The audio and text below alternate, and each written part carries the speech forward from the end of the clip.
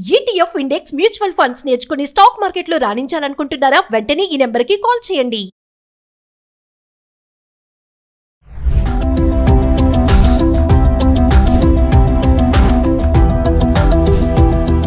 నమస్తే, welcome back to Suman TV. Present మనతో పాటు ఉన్నారు అనలిస్ట్ మందర్ కృష్ణారెడ్డి గారు.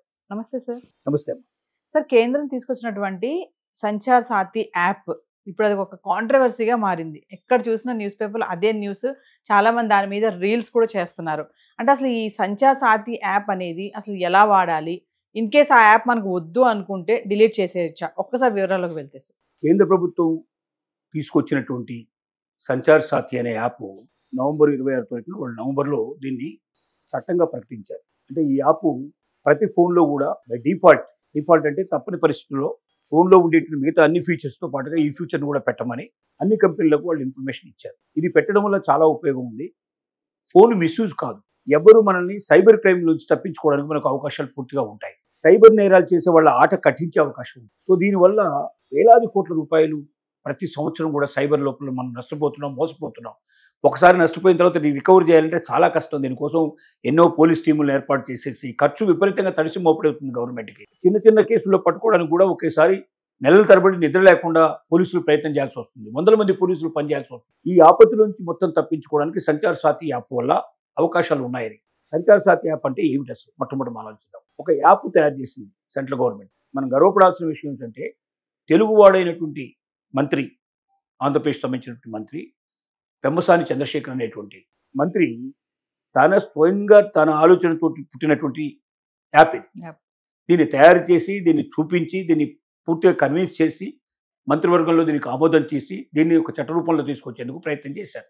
అయితే ఈ యాప్ ఏం చేస్తుందంటే, యాప్ను మనం ఒకసారి యాక్టివ్ చేసుకున్న తర్వాత, మనం ఇన్స్టాల్ చేసుకుని యాప్ చేసిన తర్వాత దీనిలో ఏముంటుందంటే, ప్రత్యేకంగా ఎవరైనా ఎక్కడి నుంచైనా మనకు ఫ్రాడ్ మెసేజెస్ ఏమైనా వచ్చినా, మనల్ని తప్పుదోవ పట్టించగా మన అకౌంట్ నుంచి డబ్బులు లాగేయడానికి వీలుగా ఉండేటువంటి మెసేజ్లు కానీ, ఫోన్లు కానీ వస్తే దాన్ని ఆపడానికి మనకు అవకాశం. దాన్ని మనం ప్రత్యేకంగా దాంట్లో ఉండేటువంటి ఒక ఫీచర్ను కొట్టి ఈ నెంబర్ని దాంట్లో యాడ్ చేస్తే అది వెంటనే చెప్తుంది మీకు అది ఫ్రాడ్దా కాదా, దాని సమాచారం అంతా తీసుకుంది.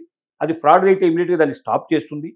వాడి మీద యాక్షన్ కూడా తీసుకుంది. అంటే మీరు నష్టపోకుండా ఉండటమే కాకుండా ఇంకెవరికి ఆ నష్టం జరగకుండా కూడా మీరు కాపాడడానికి ఒక అవకాశం. రెండోది, మీ మొబైల్ ఫోన్ మీరు పోగొట్టుకున్నట్టయితే ఏమయ్యే నెంబర్ ఏదైతే ఉందో, మనకు అందులో ఉండాల్సిన నెంబర్ ఏదైతే ఉందో ఆ నెంబర్ వరల్డ్ వైజ్గా ఒకటే నెంబర్ ఉంటుంది కాబట్టి ఈ నెంబర్ వెంటనే ఏం చేస్తుందంటే అలర్ట్ చేస్తుంది. మీరు ఎప్పుడైతే మీ ఫోన్ పోయిందో దాంట్లో మీరు ఫోన్ పోయినట్టుగా ఇన్ఫర్మేషన్ ఇచ్చేస్తే మొత్తం ఆ ఫోన్ ఎక్కడున్నా పని చేయకుండా ఆపేస్తుంది. ట్యాంపరింగ్ చేస్తున్నాం IMEI నెంబర్. ఇంకా ఆ ఫోన్ పనిచేయదు. ఫోన్ పనిచేయకపోవడం వల్ల ఫోన్ లోపల అది మెసేజ్లు రావు, దానికి కాల్స్ రావు, అది కాల్స్ చేయలేదు, ఫోన్ ఇన్యాక్టివ్ అయిపోతుంది. దాన్ని మళ్ళీ తిరిగి ఓపెన్ చేయడం అంత సులభమైన విషయం కాదు. తర్వాత అది ఎక్కడుందో కూడా తెలిసిపోతుంది. దాన్ని పట్టుకోవడం కూడా చాలా సులభం అయిపోతుంది. అంటే చాలా వరకు ఫోన్ల ద్వారానే, వాళ్ళ కమ్యూనికేషన్ ద్వారానే, SMS ద్వారానో, మెయిల్స్ ద్వారానో, లేదా మనకు వాట్సాప్ ద్వారానో ఏదో రకంగా సోషల్ మీడియాను ఉపయోగించుకునే ఫ్రాడ్స్ జరుగుతున్నాయి. లేకపోతే నా ఇంట్లో నేను ఉంటాను, వాడింట్లో వాడు ఉంటే మనకు ఎలా చేస్తారు, కమ్యూనికేషన్ ఎట్లా ఉంటుంది మన మధ్య.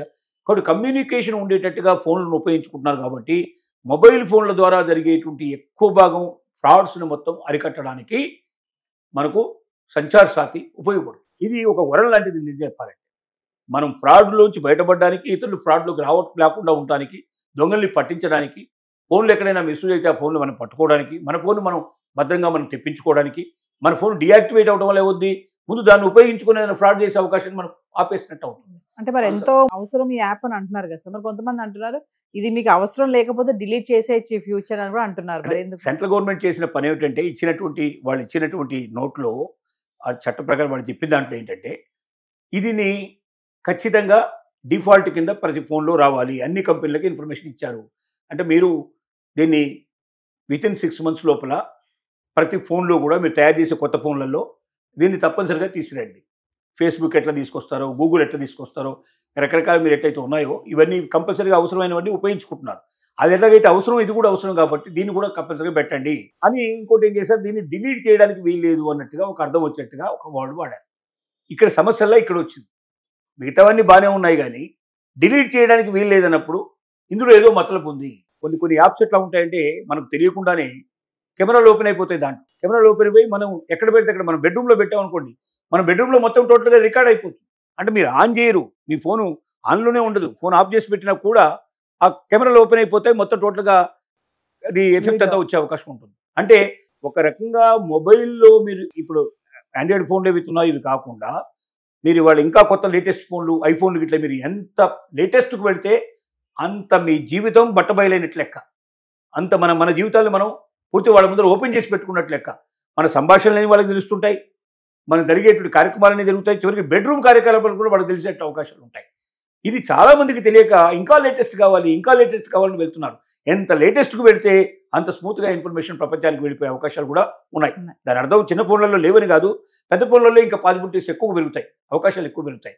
కాబట్టి పార్లమెంట్లో దీని మీద చాలా పెద్ద గొడవ అయింది. పార్లమెంట్లో ప్రతిపక్షాలను గొడవ ఏం పెడుతున్నాయంటే డిలీట్ చేయడానికి మీరు ఫీచర్ పెట్టట్లేదంటే మా ప్రతిపక్ష నాయకులకు సంబంధించిన ఫోన్లని మీరు ట్యాప్ చేసేసి మా సమాచారం అంతా సేకరించి మమ్మల్ని పైకి రానివ్వకుండా తొక్కడానికి, మా రాష్ట్రాలను ఉపయోగించుకొని మమ్మల్ని బ్లాక్మెయిల్ చేయడానికి మీరు దీన్ని ఉపయోగిస్తారు, మా జీవితాలను నాశనం చేయడానికి మీరు ప్రయత్నం చేస్తున్నారు, కాబట్టి మేము ఎట్టి పరిస్థితుల్లో దీన్ని ఒప్పుకోమని చెప్పి గొడవ మొదలుపెట్టారు.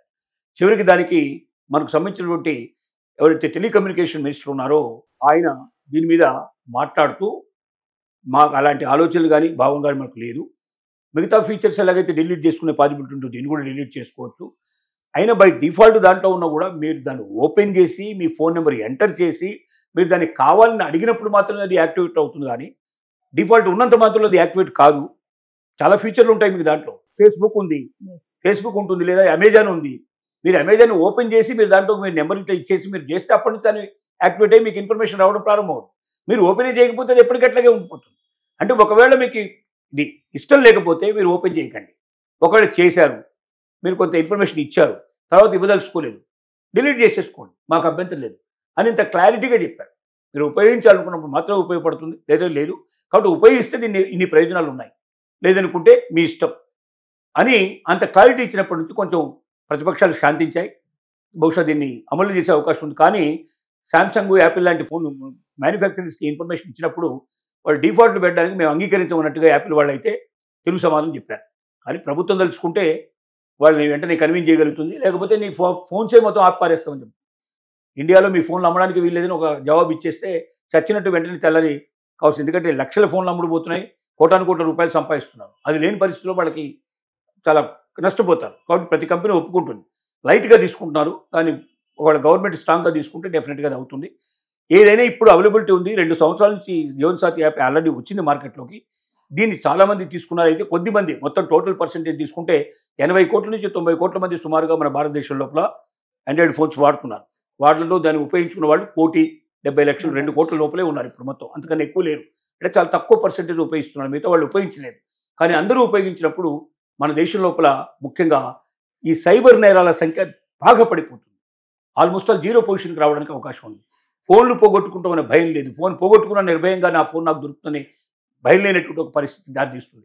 ఎన్నో ప్రయోజనాలు ఉండి సామాన్య జనం దగ్గర నుంచి కోటీశ్వరుల దాకా ప్రతి ఒక్కరికి ఉపయోగపడే ఈ సంచార సాథి ఏదైతే ఉందో దీన్ని కంపల్సరీగా ప్రతి ఒక్కరు ఉపయోగించుకొని లబ్ధి పొందడం చాలా అవసరం. Thank you.